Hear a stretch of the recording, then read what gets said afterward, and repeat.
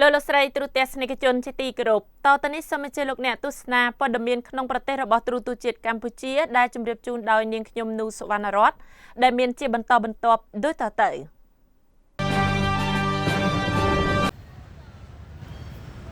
និស្សិតជាង200នាក់ផ្នែកច្បាប់និងសេដ្ឋកិច្ចនៃសាកលវិទ្យាល័យភូមិន្ទនីតិសាស្ត្រនិងវិទ្យាសាស្ត្រសេដ្ឋកិច្ច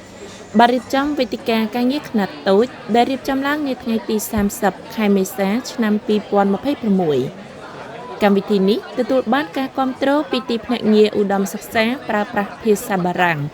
AUF និងក្រមហិរញ្ញប្បទានពីមូលនិធិ Fonds Équipe France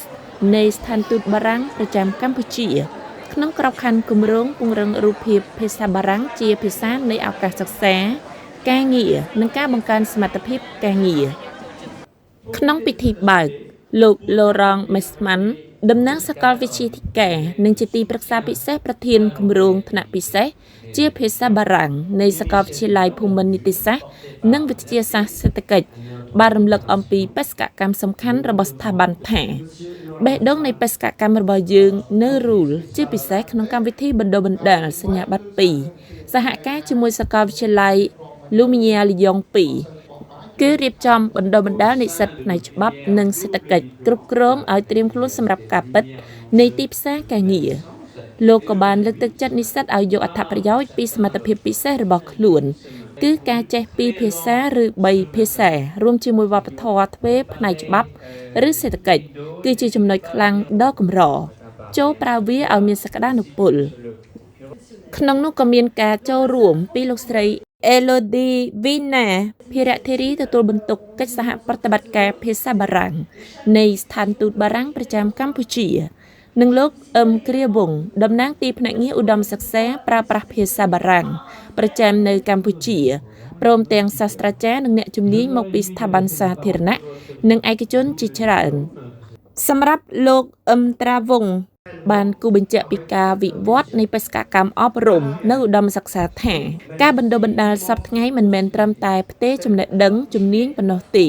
ប៉ុន្តែគឺត្រូវត្រៀមសម្រាប់មុខរបរដែលកំពុងផ្លាស់ប្ដូរអភិវឌ្ឍជំនាញនាសតវត្សទី21លើកកម្ពស់សហគ្រិនភាពជំរុញការចាក់ឡាត់ជាលក្ខណៈអន្តរជាតិនិងគ្រប់គ្រងនិស្សិតឲ្យមានជំនាញបើកចំហទៅកាន់ពិភពលោកក៏បានរំលឹកដែរថាបច្ចេកវិទ្យា Digital កំពុងផ្លាស់ប្ដូរយ៉ាងជ្រាលជ្រៅលើមាគ៌ាសិក្សានិងមុខរបរ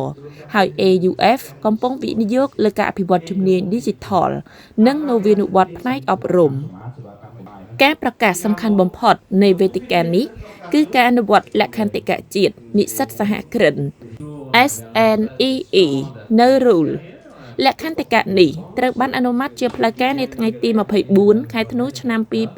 2025ដោយក្រសួងអប់រំយុវជននិងកីឡានៃព្រះរាជាណាចក្រកម្ពុជាក្លាយជាប្រទេសទី13ក្នុងចំណោមប្រទេសប្រើប្រាស់ភាសាបារាំង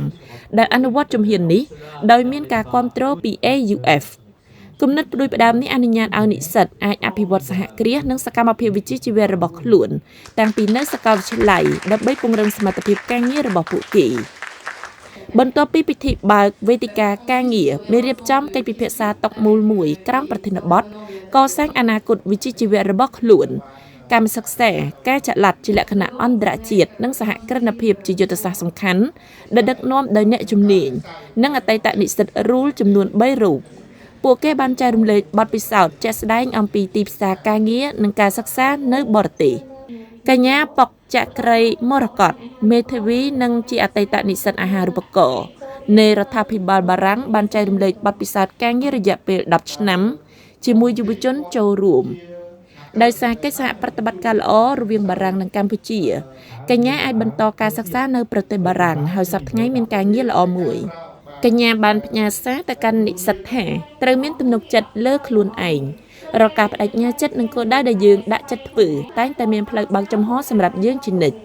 ចំណែកលោកវុធីច័ន្ទប្រមុខជានិស្សិតឆ្នាំទី3ផ្នែកច្បាប់បានចាត់ទុកវេទិកានេះថាជាឱកាសដ៏ល្អវាបានបើកទ្វារមួយសម្រាប់លោកនាពេលអនាគតលោកចង់ក្លាយជាមេធាវីផ្នែកពន្ធដារព្រោះចូលចិត្តលេខនិងចង់យល់ពីដំណើរការងារផ្នែកពន្ធដារកញ្ញាងានសោភីជានិស្សិតឆ្នាំទី4ចាប់អារម្មណ៍លើអាជីពអន្តរជាតិយើងអាចរៀនបានច្រើនពីជីវិតការងារហើយវាផ្ដល់បទពិសោធន៍នៅពេលដែលយើងត្រូវការសម្រាប់អាជីព សម្រាប់កញ្ញាគឺចង់ក្លាយជាមន្ត្រីម្នាក់ក្នុងក្រសួងការបរទេសនិងសហប្រតិបត្តិការអន្តរជាតិលោកពេញច័ន្ទរក្សាក៏បានបញ្ជាក់ពីសារៈសំខាន់នៃការបង្កើតបណ្ដាញទំនាក់ទំនងផងដែរ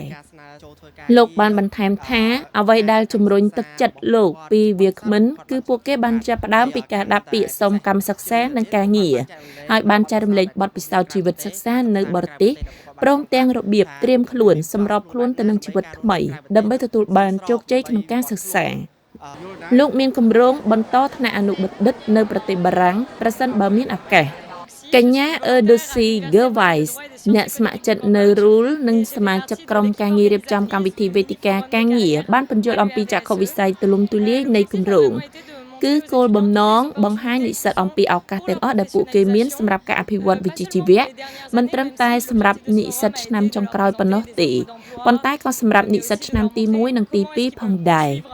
នាងក៏បានរៀបរាប់ពីគម្រោងជាច្រើនដែលអនុវត្តដោយមានការគាំទ្រពី AUF យើងកំពុងអនុវត្តគម្រោងជាច្រើនដែលជួយឲ្យនិស្សិតអភិវឌ្ឍជំនាញនិងពង្រឹងសមត្ថភាពការងារ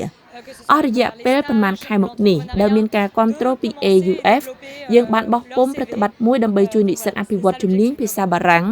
ការសរសេរនិងការបកប្រែព្រមទាំងរៀបចំជំនួបជាមួយអតីតនិស្សិតនិងអនុវត្តស្ថានភាពនិស្សិតសហគ្រិនវាពិតជាសំខាន់ណាស់សម្រាប់សមត្ថភាពការងាររបស់ពួកគេ